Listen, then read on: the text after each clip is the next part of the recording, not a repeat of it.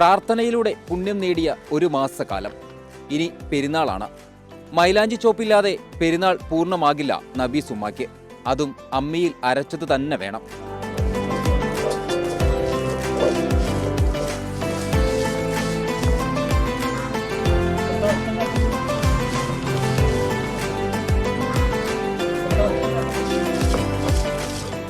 പണ്ട് കാലത്ത് അമ്മിമട്ട അരച്ചാൽ നല്ല ചോക്കും മൈലാഞ്ചി. 15 ദിവസമൊക്കെ കഴിയും അതിൻ്റെ നിറം പോകണമെങ്കിൽ. ഇന്നത്തെ മൈലാഞ്ചി എന്ന് പറഞ്ഞാൽ ട്യൂബ് മൈലാഞ്ചി ഇട്ടാൽ 4 ദിവസം കൊണ്ട് കഴിഞ്ഞ്. അരച്ച മൈലാഞ്ചി പുതിയ തലമുറയ്ക്ക് അത്ര പരിചിതമല്ല. പേരക്കുട്ടികളും ഈ നാടൻ മൈലാഞ്ചിയെ ഇഷ്ടപ്പെടുന്നു.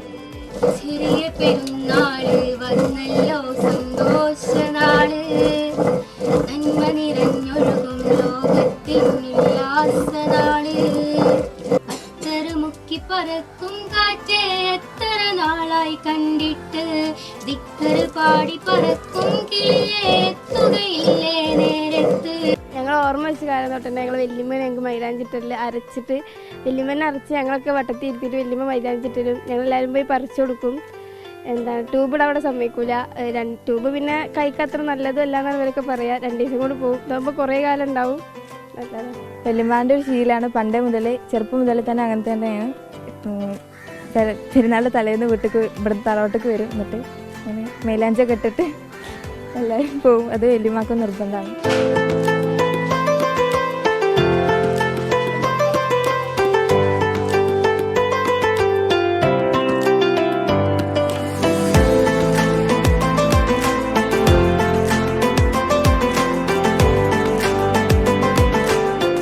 തൊട്ടപ്പുറത്തുള്ളവർക്ക് അരച്ച മൈലാഞ്ചി ഇല്ലെങ്കിൽ നബീസ് ഉമ്മാന്റെ മൈലാഞ്ചി റെഡിയാണ്. പെരുന്നാൾ സന്തോഷം കൂടിയാണ് ഈ മൈലാഞ്ചി ചോപ്പ് പങ്കുവെക്കൽ.